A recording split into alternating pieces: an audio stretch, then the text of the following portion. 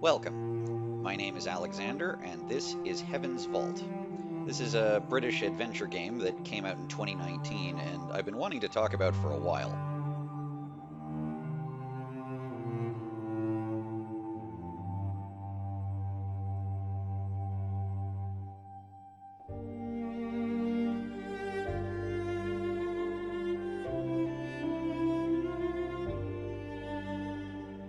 The game opens with a sort of flash forward prologue.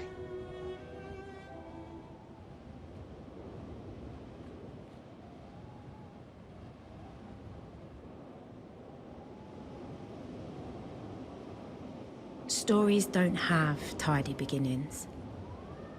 The past is always present.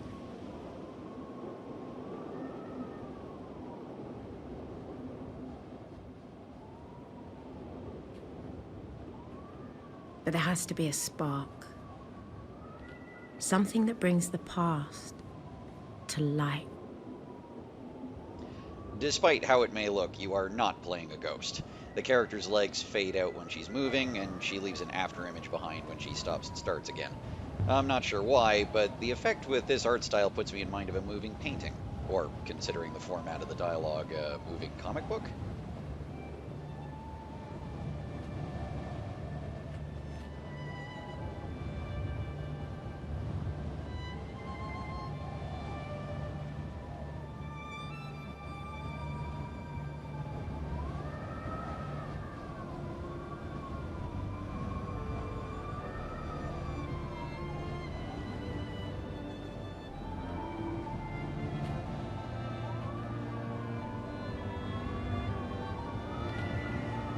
Our main character here moves with the WASD keys relative to the camera, which you pan with the mouse, and her little AI companion follows along on their own.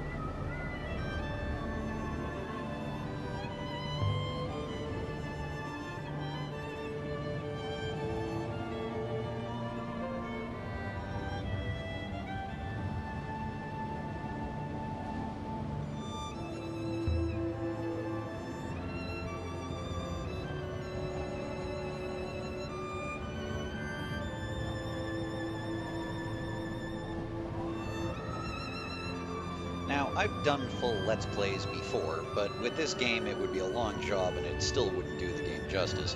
So I'm going to take a page from a favorite YouTube channel of mine, Ross Scott's Accursed Farms, and just go over the game's key points. That way I can show off the game without spoiling it much if you decide to try it. My story begins on Iox. That was where I met the robot. This is Aaliyah, an archaeologist at the University on Iox, the capital of the settled moons of the Nebula. Your boss and mentor, Professor Mayari, has sent for you. You're escorted to her office by a robot. Aaliyah has a bad track record with losing robot companions, which is why she names this one Six. But she's getting another one for an important mission.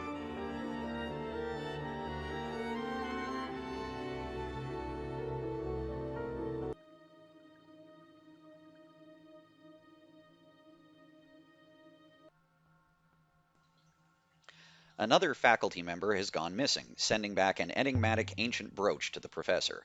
Aaliyah is being sent to find out what happened to him and complete his investigation into a looming existential danger. So with a new robot in tow, Aaliyah embarks for parts unknown. And here is the bigger picture of the setting. The nebula is laced with these rivers of water, ice, and gas, and Aaliyah has a ship, the Nightingale, that she uses to sail from moon to moon in pursuit of the mission and new discoveries. I love the Nightingale. She's got this amazing look like a Jules Verne-esque spacecraft crossed with a wooden sailing ship. I wouldn't be surprised if it was inspired by the light ship in Star Trek Deep Space Nine, actually. The interior of the ship is gorgeous. It's like the library on Mist Island if it were mobile. From Iox, we visit a lush farming moon, the walled city where Aaliyah grew up, a thriving market moon on the edge of Ioxian territory, and along the way you talk to people and find artifacts in ancient sites and drifting shipwrecks. From these, you deduce the location of undiscovered sites from the nebula's early civilization. At first, they'll appear on your map here as big blobs of space, but the more artifacts and information you can find, the smaller the search area gets until you can plot a course directly to it. Much of the value of the artifacts is in inscriptions. Along with the exploration, the central mechanic is translating them. I should mention at this point that I'm playing in New Game Plus mode. After you've played through once, you can start a new game where all the words you translated in the first playthrough carry over into the new one. On the first playthrough, you'll have a lot more to fill in. I also think the translations get more complex in New Game Plus, because the first one, a phrase on the brooch that Professor Mayari shows you, was a lot longer on my second playthrough. The ancient language of the nebula is a fully functional written language, and it's partly pictographic, so words involving water have a symbol like a river in them, negatives and words like death have an X in them, words for places have a symbol like a house, and so on. These symbols mean do and thing and never fit on their own. I finally figured out that when they're attached to longer words, they mark them as verbs or nouns, respectively. I love the sailing. It's like flying through a painting. Early on, many players apparently said it was boring, but I mostly find it relaxing. 6 acts as your GPS. If you take a wrong turn, you can reset back to before the turn and try again. But once you get the hang of navigating, you can go off course if you want, and maybe find more artifacts. You don't even have to worry about crashing. It can be kind of funny, graphically speaking. There are relatively few inhabited moons you get to visit, far fewer than the 23 6 mentions, but it still has a sense of scale. Different regions of the nebula are different colors. If you look at the game timeline, it has the various historical periods and origins of the artifacts you find, but if you zoom in to Alea's present, you'll see that in-game, hours or days went by during your sailing trips. You do have the option to hand the ship over to 6 as a fast travel function, but you might miss some dialogue and narration, especially if you're traveling a particular route for the first time. Speaking of dialogue, there's a whole cast of characters who contribute to Alea's investigation. 6 is Alea's foil and part of a long tradition of fussy robotic sidekicks. They're basically made for deadpan remarks, but their technology also allows them to comment on chemical or radiometric signatures of artifacts, which helps narrow down where they might have come from. A bit like if Data from Star Trek The Next Generation was his own tricorder. 6 also has hidden secrets, including some even they don't know they have. Huang is a librarian and archivist at the university. He can check your tentative translations against texts he has, helping expand your ancient dictionary. He can also archive the artifacts you're carrying around and lighten the load. Tapi is sort of Huang's chaotic counterpart. He's an antiquities dealer with a small-time Lando Calrissian sort of vibe. He'll trade your finds for artifacts in his stash that can offer new inscriptions. I like to trade in artifacts that don't have inscriptions so I can hopefully score something more useful from him. Oroi is Alea's estranged childhood best friend and a mechanist. She's your go-to person when you find an artifact that's some sort of device. And they're just the ones you see most often. The dialogue you can have with other characters is really engaging, but it's also one of the game's frustrations. With 6, you can choose between a direct reply or a gentler, more inquisitive question. There's an odd tendency for the question response to light up a second or two after the reply, if you're like me, just as you've hit the reply, and you miss a chance to ask a question and maybe get more details. I'm not sure if this is a bug or if it's meant to represent Alea taking a moment to think, but gamers' reflexes can really work against you here. There's so much dialogue, there's room for a bug or two. Like when someone's expression doesn't match what they're saying, or a dialogue gets interrupted by a scene change. They usually pick up later again, though. It's also aggravating at moments where you have to negotiate with other characters, because the tone of the dialogue choices can be pretty vague. Contrast the dialogue wheel system from the Mass Effect games, where the dialogue is sorted into clearly defined friendly, neutral, and hostile options. I'm offering to be your friend. You don't want to be my enemy. It's a lot less clear-cut in Heaven's Vault sometimes. It feels like pure guesswork which dialogue option will give you the solution you want, and one ill-chosen option can blow a whole line of inquiry. Here, I'll offer one tip to spare anyone who tries the game an easy mistake. There's a moment on the moon Elbereth where Oroi and Tapi live, where you have to negotiate with this lady. She wants the brooch Professor Mayari gave you as payment for information that will make finding the site you're tracking much easier. If you try to haggle or come back later, she'll blow you off from then on. Just pay up. The artifact definitely isn't as important as the inscription in this case. We landed in the dust, outside the great walls of Elbereth. Elbereth. That has to be a Tolkien reference, surely. The best way to figure out significant paths not taken is to look at the achievements list on Steam, but actually getting some of them probably requires a walkthrough. Although some achievements are clearly just for giggles. The truth is, though, that a lot of the time the dialogue is more about developing the character for its own sake, and I really enjoy Aaliyah's character. It's always great to see women and people of color in the forefront of a story, and she has a striking design, sort of like an Indian Frida Kahlo, I suppose. You might notice the reddening of her face and hands and how she has an occasional stamina meter when she exerts herself. You eventually learn that there is a reason for that, but I won't spoil it. I've worked in archaeology and curation myself, and I appreciate her analysis and passion at several points in the game, as well as her defying the action star tropes like from Indiana Jones. Mostly. This part made me laugh. There's an old joke amongst archaeologists that ritual site is code for I don't know what this is. You have some ability to shape Aaliyah's personality. She can be all about her mission, or all heart. She can be a professional, or a mercenary, or a rebel. I ended up playing her as a bit of a revolutionary, using archaeology to understand power dynamics and sticking up for the downtrodden. For some reason, I love that no matter the details, she's kind of abrasive and unsociable, at least to start with. Anybody who's played an RPG knows that curiosity or a moment's panic will cause you to make the occasional off-character choice in any playthrough, but it's especially demoralizing in Heaven's Vault because the game is auto-save only. I don't mind that in more tightly plotted games like Arkham Asylum, but not being able to reload a save and try again in a role-playing game can make it seem like you've blown a whole playthrough if you make a mistake. Luckily, I learned that there is a hack to get around this, at least on Windows 7 and 10. On your C drive, go to Users. You'll have to enable seeing hidden items and go to App Data and then Local Low. There you'll find the file named for the developer, Inkle Limited. In the Heaven's Vault file, the save game is sitting there plain as day. Copy and paste it into a separate folder. I've been breaking it down by the points in the story where the copy dates from. If you want to go back, just copy-paste back into the main Heaven's Vault folder and replace the file in there. It's arduous, but it gives you a safety net, especially for achievement hunting. Now, in the tradition of the game dungeon, which I'm emulating, consider the music. In short, it's excellent, with a relaxing yet mysterious vibe. This is the kind of game I tend to play while listening to an audiobook or podcast, but I bought the soundtrack on iTunes too. As you've probably noticed, I'm the kind of person who likes to draw analogies between things he likes, and this soundtrack evokes other soundtracks I've really enjoyed too.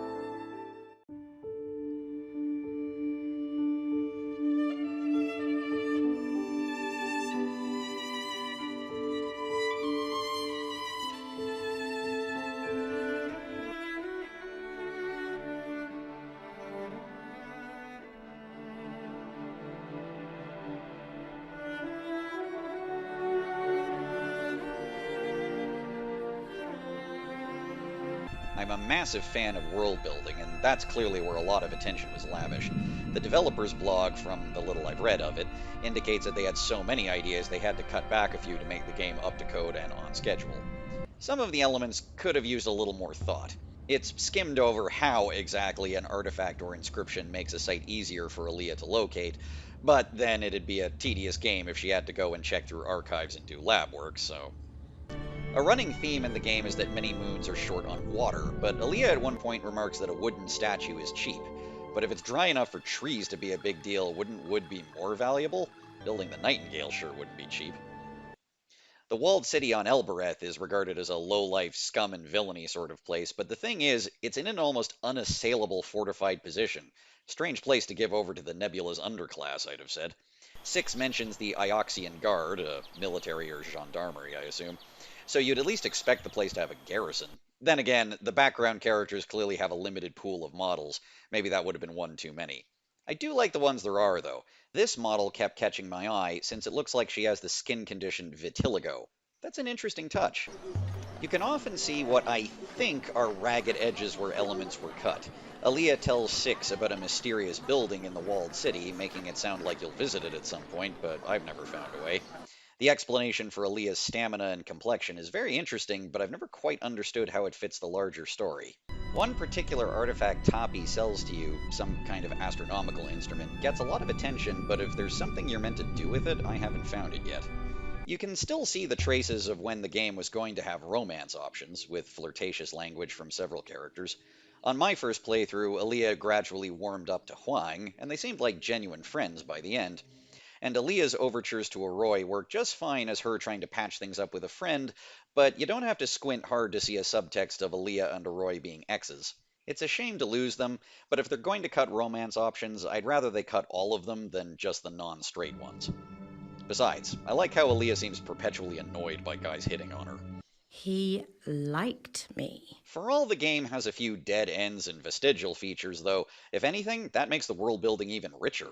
Appropriately for a game about archaeology, there are lots of little details that let you infer things about the nebula.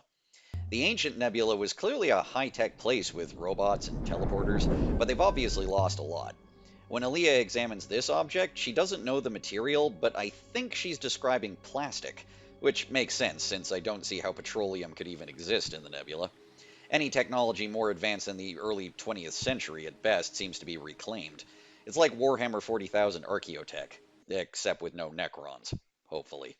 I like the contrast of the architecture in old places like Elbereth with the more austere university. Actually, Iox reminds me of the brutalist architecture around the University of Toronto. The design evokes India, the Himalayas, Southeast and Central Asia. This pattern looks like the eternity knot symbol in Buddhism. Oh, and I'm pretty sure that these are Vietnamese potbelly pigs. The game's themes are very applicable to any number of conflicts over religious freedom, economic justice, or environmental degradation, past or present. I became obsessed with trying to identify or deduce what plants, animals, or natural resources the nebula has. I had this same experience with Riven, the sequel to Myst, as a kid.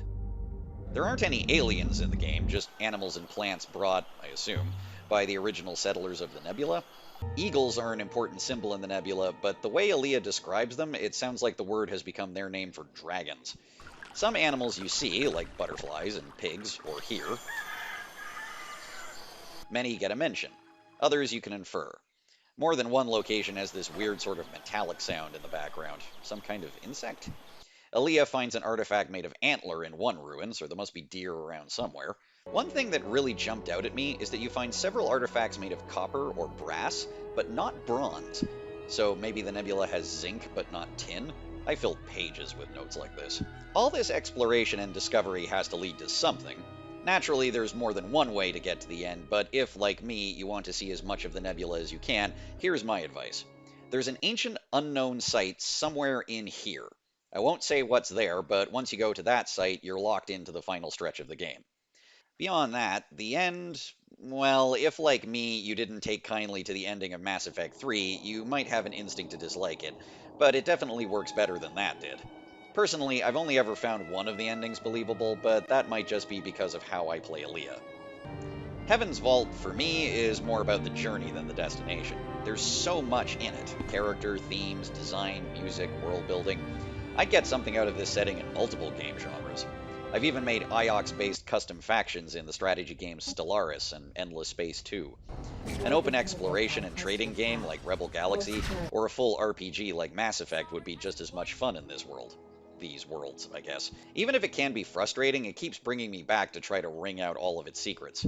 At its worst, it seems like the developers threw in everything but the kitchen sink just to see what happened, but what is in there resonates, and ultimately I decided I'd make a video about it.